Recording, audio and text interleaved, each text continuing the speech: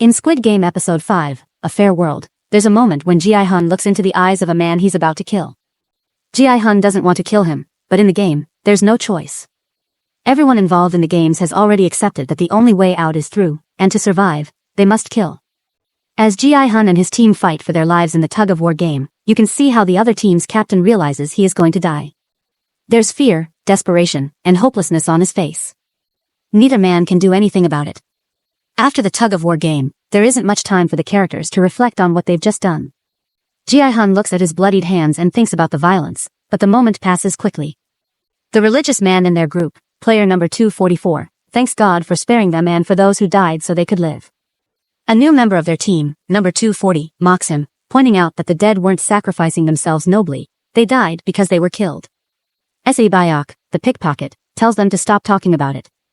The team doesn't have much time to think about what happened. Back in the dormitory, the remaining players are forced to plan for another night of possible violence. Mineo, the former lover of gangster Deoksu, makes racist remarks about Ollie, the immigrant. Sangwoo guesses that Deoksu's team might have known tug-of-war was the next game, which they did. The religious man suggests attacking a weaker team first to get rid of competition. There's a tense moment when Ji-hun warns Deoksu's team that they could easily be killed by their own teammates. This is enough to stop Deoksu from attacking for the night, giving Ji-hun's team a little peace. Ji-hun has a flashback to a time when he was part of a workers' protest at a car factory. The workers were brutally attacked by the police even though they were the ones who suffered while the factory owners were to blame. It's a moment that reflects the class struggles that exist outside of the games, showing how power often flows downhill. While this happens, the organ smuggling plotline comes to the forefront.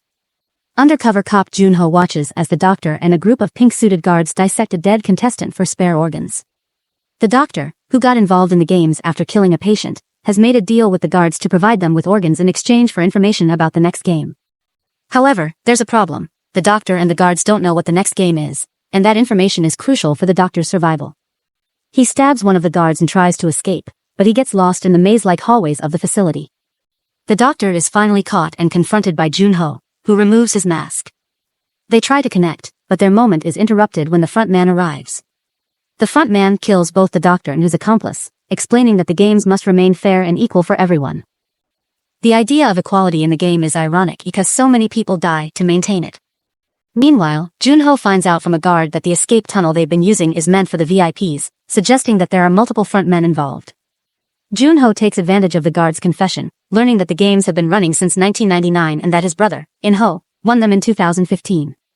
However, in the process, the guard reveals some disturbing details about a woman who was dissected for organs. She had been raped by the guards before being killed. Junho kills the guard and decides to investigate further, knowing that a records room exists in the captain's quarters.